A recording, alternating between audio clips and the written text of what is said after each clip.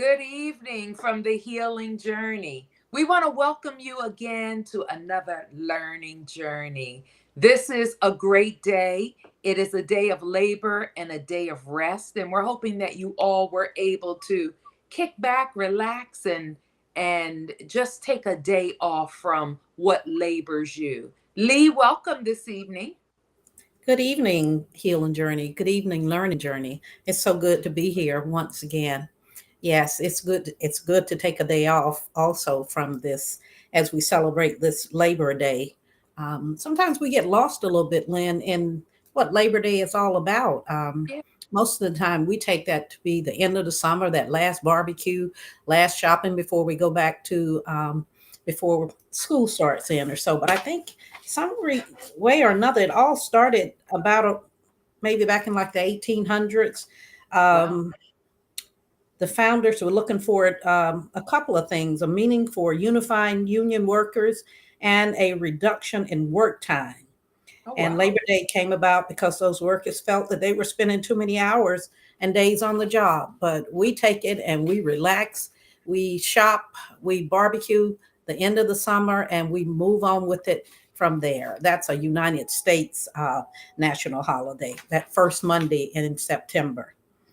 So we thank That's God for it. Thank you for that, Lee. I'm glad you mentioned that because when I look at Labor Day, it's always every year it's sad because I look at it as summer loves and just things you do in the summer you Mhm. can't do in the winter. In the summer you're kind of free. There's no Yeah. coat, none of that. The days are longer. So, for me on Labor Day it's always a sad day. Mm. And I gotta get away from that sadness of it because you know what? Whatever you did in the summer can continue in the winter. But I always look at it as the end of a season of love, a season of sharing, a season of doing things that you can't do in the winter. So, Oh. thank you for that history. Well, we're going to just have to give you some care for the caregiver, Lynn. Give you some There things you that will go. take you away from that Labor Day feeling Yeah. and stuff. So it can bring you up a little bit. Yes. And you know what? And that was so important as we collectively said, tonight, who's going to care for the caregiver? You I give so much as Mm-hmm. a caregiver, but who's going to care for you? And when you That's sit back and think about that, you care for this one, you care for that one. Okay, so who's going to give you what you need in order Mhm, to keep caring? So mhm. we thought that that would be a great way to have a brief show today on our Labor Day since you are taking a day off from everything you do. We just want to touch on a few little things here that are most important because a lot of times the resources can be limited, and Yes. especially with your individual, if you're depending on individual circumstances, Mhm. sometimes the resources just aren't there. And you out there with caregivers, it's so much that you have to do, and it can be time consuming, financial constraints. So the first thing, family and friends. Close family members and friends are often the primary source of your emotional support. As you're supporting your loved one, then you need to look to them to support you. They may provide a listening ear. Sometimes you don't want to say anything. Just listen, just be quiet. Help with practical tasks or offer financial assistance. You know, when that initial call comes that you have been incarcerated, you don't know where to look, what to do financially. It's going to be a strain. That is a good time for family to pull together and do what needs to be done. So, yes, you need to pull on your family and friends. Hey, can you help me? Can you donate? Can you do this? Can you Mhm. do that? I know in our time of need, we didn't know where that money was coming from. And my brother stepped in. He had a personal relationship with the banker that he banked with. He knew that bank. And right away they said, we're here for you. So it's great to maybe go into your bank and know the people that work in there. And then when your time comes, your need, and you call them on the phone, they know who you are right away and they Mhm. can access your account or whatever you may need. So that's a great thing to do. However, the stigma surrounding incarceration can sometimes strain these relationships. People are quick to judge, and we're That's talking right. about family, more family than friends, will Mm-hmm. judge right away. Mm-hmm. And maybe that's not the time for judgment, it's a time for that support. And that is so Right. important. Mm-hmm. Lee, you and I both are in this, and some family members are not understanding of the trials and tribulations that you're going through. And right away, they'll say some hurtful things. So as the caregiver, charge it to their mind and not their heart. I'm sure they don't mean it. And that is so important at that time. And then there are also support groups out there. Who's going to care for the caregiver? That's Well, right. you're not alone. There are support groups. There's one right here. We're supporting you because we understand we're there with you. So that is also important. Organizations and community groups specifically cater to families of incarcerated individuals, such as the National Prisoners Family Conference, or groups affiliated with organizations like Prison Fellowship. Prison Right. Fellowship is a great place to start. These groups provide a safe space for sharing experiences, reducing isolation, and offering mutual support from others who understand the unique challenges of caring for someone arrested or imprisoned. There are unique challenges like none other. And if you have a loved one in there, then you can identify with just what we're talking about. And that That's is right. so important. So, that Mm-hmm. is one thing to also take in mind. And then therapists and counselors. I'm a therapist. Mental health professionals can also, we offer coping strategies on how to deal with things that you're going through. There's emotional support. And you know what? It's a safe environment for you to process any feelings of guilt, anger, or anxiety. And don't think you're not going to have them, because you do. Those are the feelings that come up so quick: the guilt, the anger, the anxiety, the depression, all of those things. So it's a good way to, talk with um, a Counselor. therapist or a Mm-hmm. counselor. Some caregivers may seek individual therapy, and may not want to be in a group right away because they may feel embarrassed, intimidated. There's so many different emotions that you Mm-hmm. feel in this situation. Lee, can you think of any other things that are helpful for the caregivers? Yes. Eh, all of what we look at when we think in terms of caring for the caregiver, you have to find something that fits you. There Hmm. are a lot of things out there and a lot of ways that will work for the caregiver. But just like in every other situation, you have to find what works for you. I know or remember faith-based organizations that you look at and stuff. That's one of the places that you go to. You look to your family, and I'm so godly thankful for my family and stuff because, as Lynn said, they give you that support and stuff. How's he doing? How's she doing and stuff. Here, put this money on their books or so. So I'm thankful for that they do that or so. And your support groups, we certainly look for those. And therapy is oh so important. Oh, Yes. so important. Yes, I it know is. we look for family members and friends sometimes and stuff, but I personally feel that it's important that we get some professional counseling. And Yes. it's okay because you're taking care of you.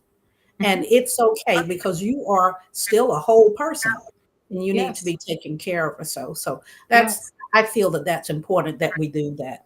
And again, we do look to those faith-based organizations where we look for comfort and support from them.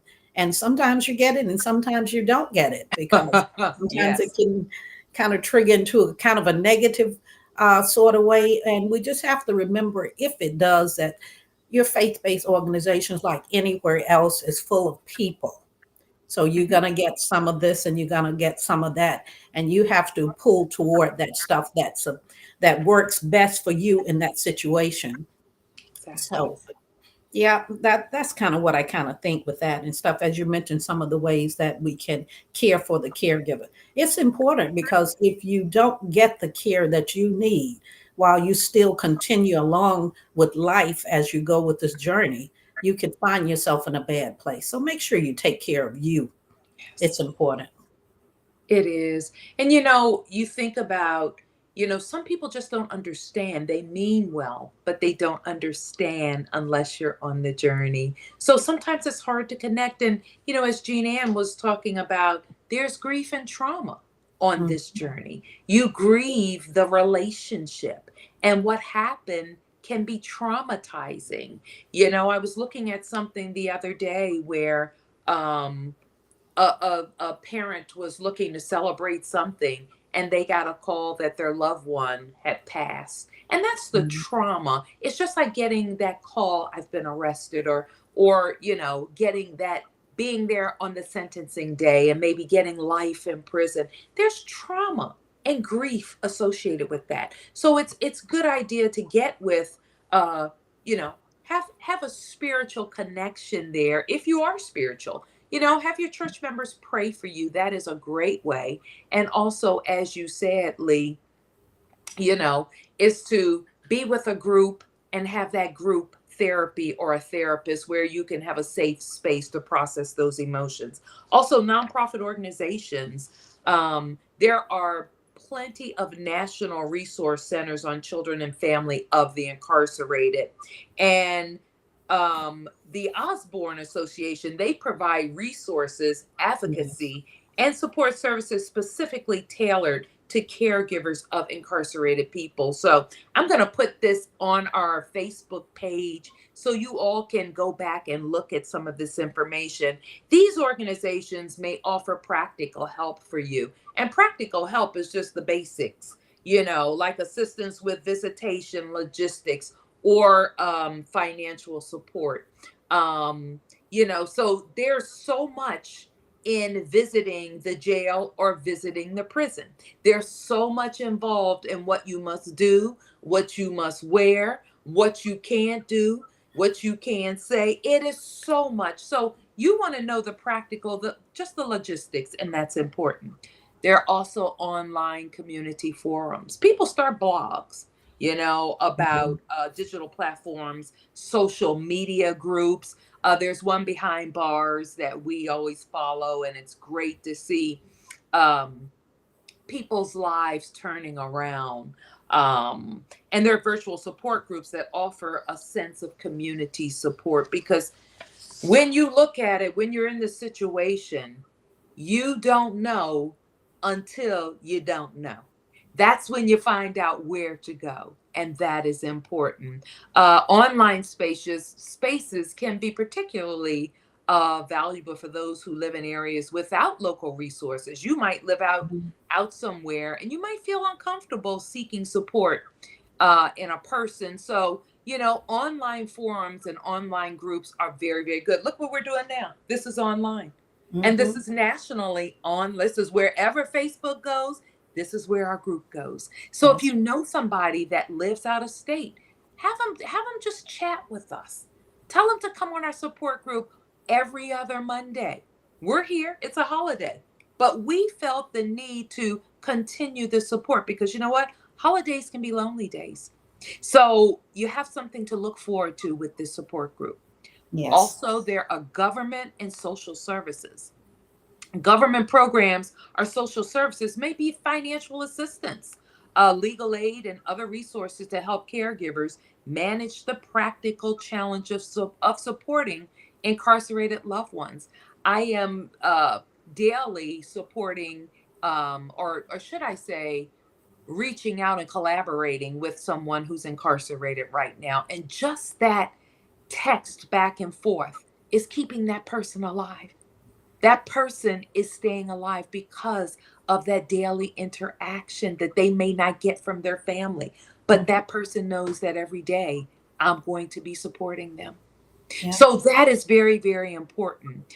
And then we have the self care practices. Many caregivers turn to self care practices such as exercise, meditation, journaling, and hobbies to manage stress. While these methods don't replace external support, they can help caregivers cope with the emotional strain. It's an emotional strain. I go out daily and Mhm. I walk, I do my power walk. That gives me so much time to look up and talk to God while I'm by myself. Mhm. It gives me so much time to do that. And that is good because it kind of puts me in a great place, and I ask God to get me through this day, lead me where I need to be. Mhm. And however, it's important to note that many caregivers lack access to these supports due to financial constraints, geographic location, or social stigmas. Advocacy for better resources and awareness is crucial to improving care for these caregivers. So remember, the most important thing, we know it's an emotional strain. So, who's going to care for you as you care for them? You must take time and just mindfulness, as we said, for yourself. It involves navigating a complex mix of emotions, including guilt and that shame. That is one thing that, we think we deal with: the grief, the trauma, the guilt, and the shame, and the anger. So it's so good. We covered the anger, we covered the guilt, we covered the trauma in some of our other videos, which you can go back and see. They're on YouTube as well as on our Facebook page. And it's so good to be able in that moment to say, hey, what should I be doing now? There's also mindfulness techniques that we talk about all the time. It's employing your five senses and getting yourself in that zen to really block out everything and be mindful. Be mindful of your thoughts and bring everything in. And that is very, very important from a psychological standpoint. There are some times when you may feel like you are losing your mind. I That's know. I know what it's like. And it's very, very hard. And unless you've been through it, you don't know what it's like. So sometimes it's good to just listen to that caregiver who's going through, because sometimes you don't know what to say. You don't have to say anything. Sometimes support can mean being quiet. I like to talk, so that's hard for me, Lee. Would you like to add anything with that, Lee? I just, for me, Lynn, the self care was very, very important for me. Again, you Mhm. have to figure what works best for you when you're Yes. going through as a caregiver. And I had to let myself know that it was okay. I Mhm. had to set boundaries because sometimes you're still going, going, going. But I had to come to the realization that it was okay to say no. I can't do it this time. I can't go this place this time. I'm okay. I'll see you when you get back. It's okay. You got to take some time for you. You got to get that massage if you feel that you need a massage. Go for a jog. Sit on the beach one day and stuff. Just spend some time with you as you're taking care of you. Go for a long walk. Go for a long drive. Mhm. And Mhm. um, more importantly, which I didn't seek at the time and stuff, but later on or so, I still have to go back to that professional counseling, because things that you feel that you can't talk about and be yourself with your family and with your friends and stuff, you can open up and be that way with your counselor if you open yourself up with that counselor.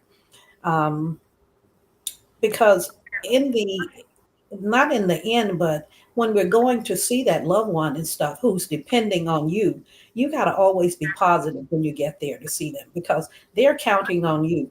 So, in order for yourself to be positive when you get there to your loved one, you got to make sure that you're whole.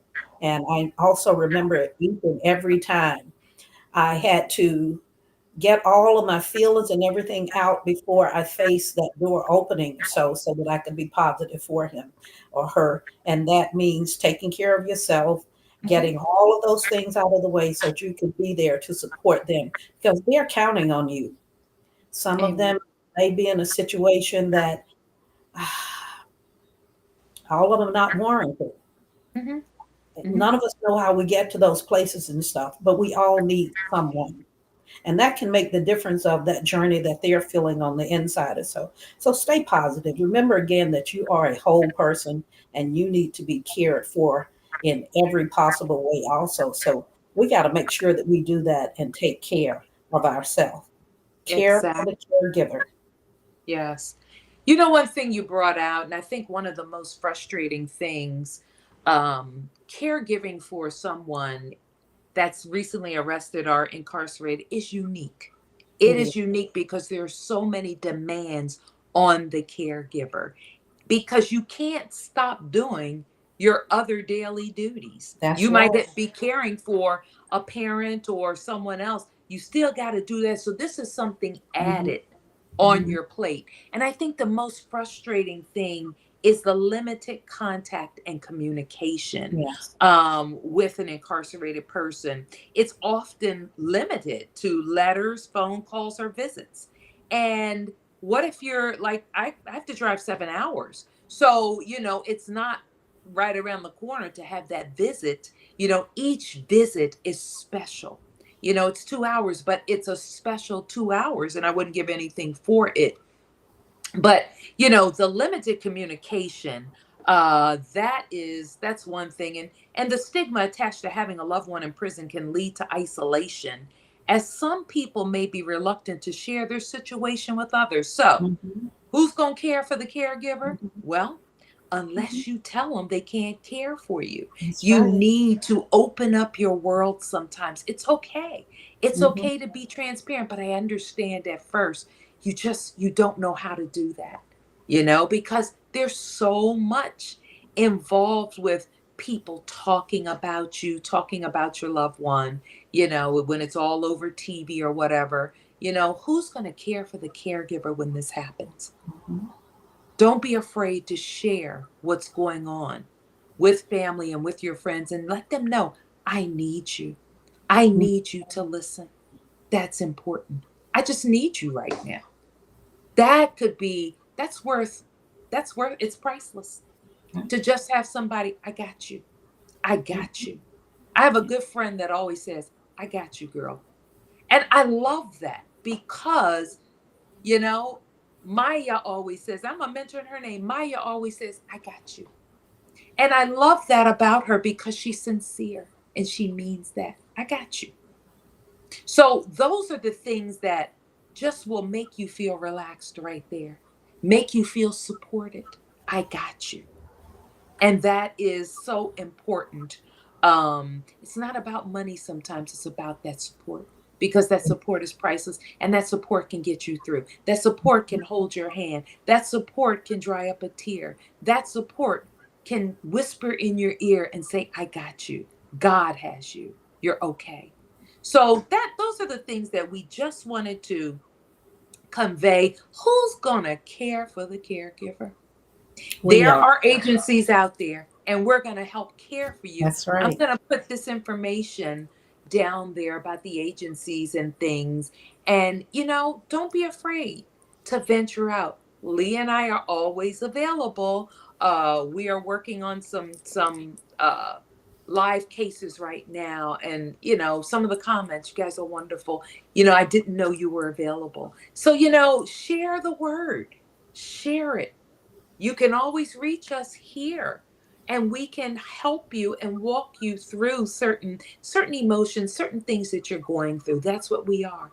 We are the healing journey support group, but we're on a learning journey together. If we don't know, we're going to find out and get back to you. We're learning as we go. So thank you for this holiday allowing us to come into your homes and into your lives. And we hope that these nuggets of wisdom will get you through, and share this with people. Again, we're a 501c3. We do have our first annual golf tournament coming up on Thursday, November 7th at Stony Brook West uh, Golf Club golf course. We do have some special things. It's going to be a live auction going on. We also have a veteran who's going to do a long shot there. It's food, it's drinks, it's going to be a lot of fun. So look on our page, that is going to be on there as well. We do look for sponsors. If you want to sponsor a hole, please let us know and partner with us on these things. We're also going to be at the Commissioner's Halloween event, which is Saturday, October the 26th. And that is going to be on Goldenrod here in Orlando. And that's going to be a great event. If you want more information about it, it's free. You can bring your kids in a safe environment and come out. And it's Commissioner Emily Bonilla. If you just want to look it up online, and we're going to be one of the vendors there and have our costumes on. And that's going to be a fun event and a fun day for us. So we will let you know our events as we go forward. And we thank you this evening. And we hope that you will enjoy the rest of your evening and be at peace. Good night. Good night.